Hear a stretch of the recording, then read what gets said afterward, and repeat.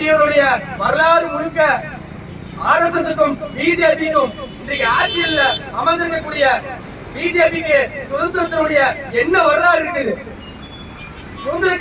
சுதந்திரத்திற்காக பாடுபட்ட வரலாறு ஏதாவது இருக்குதா? சிறையில மன்னிப்பு கடிதம் எழுதி கொடுத்து வெளியே வந்த வரலாறு தான் உங்களுடைய சாவர்கருக்கு இருக்குது. இஸ்லாமியர்களை பேசுவதற்கு உனக்கு எந்த அருகதையும் கிடையாது. சுதந்திர போராட்டத்திலே இஸ்லாமியர்களை பங்கேற்பது எழுத அது புத்தகம் எழுத முடியாத அளவிற்கு இஸ்லாமியருடைய தியாக வரலாறுகள் இருக்குது. சுதந்திர இந்தியாவுடைய வரலாற்று பக்கங்களை திருப்பி பார்த்தால் இஸ்லாமியர்களுடைய ரத்த வாடை தான் வீசும். அந்த அளவிற்கு இஸ்லாமியர்கள் உடலாலும் பொருளாலும் தன்னுடைய தியாகத்தை நிரூபித்திருக்கின்றார்கள். இந்த RSS பிஜேபி என்னுடைய தியாகத்தை நிரூபிக்க வேண்டிய கட்டாயம் இல்ல.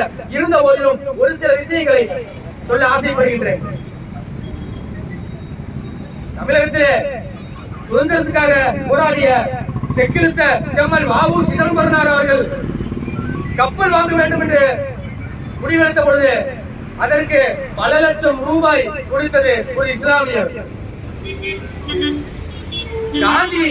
காந்தியடிகளுடைய அந்த சுதந்திர போராட்டத்திற்கு வள்ளல் ஹபீப் அவர்கள்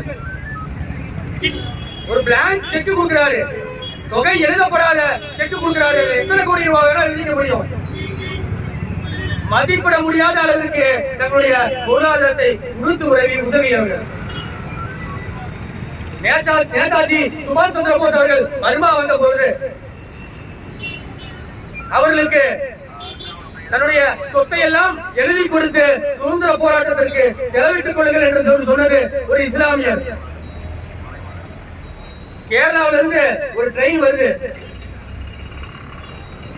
சுதந்திர போராட்டத்தில் ஈடுபட்ட போராளிகளை அனைவரையும் இந்த ஆங்கிலேயர்கள் அந்த ட்ரெயின்ல கும்பலாக நிற்க முடியாத அளவிற்கு அவர்களை அடைத்து அவர்கள் கோவையிலும் திருச்சியிலும் இறங்கும் பொழுது அந்த கதவை திறக்கும் பொழுது பிணங்களாக அந்த சுதந்திர போராட்ட வீரர்கள் விழுந்த வரலாறு இஸ்லாமியர்களுக்கு தான் இருக்கிறதே தவிர இந்த சூனக்கி சாவர்கர் பரம்பரைக்கு அல்ல என்பதை தெரிவித்துக் கொள்கிறோம்.